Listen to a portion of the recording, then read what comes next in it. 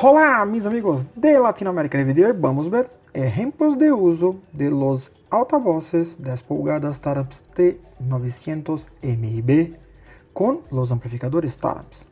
Vamos a empezar exactamente por los amplificadores multicanales.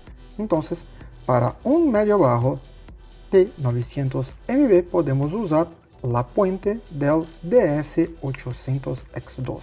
Ya para dos altavoces, para dos T900 MIB podemos usar un en cada puente del DS1200X4.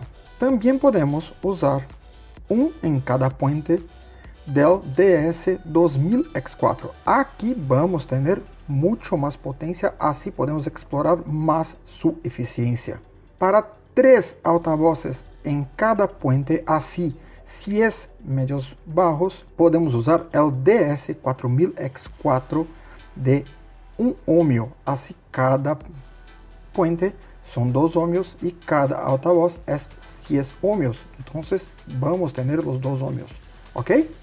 Ya para los amplificadores mono, podemos usar 3 altavoces en un HD2000 de 2 ohmios. Para 4 altavoces donde voy a tener 1,5 ohmios, podemos usar los amplificadores de 3000 vatios. Entonces podemos usar los Smart 3, lo HV3000 GPU Smart, lo MD3000 o también el HD3000. El MD3000 y el HD3000 son en 1 ohmio, ¿ok?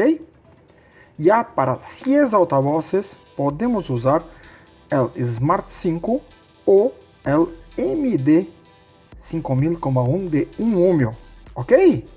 Así como vimos, podemos usar en diversos tipos de amplificadores, ¿ok?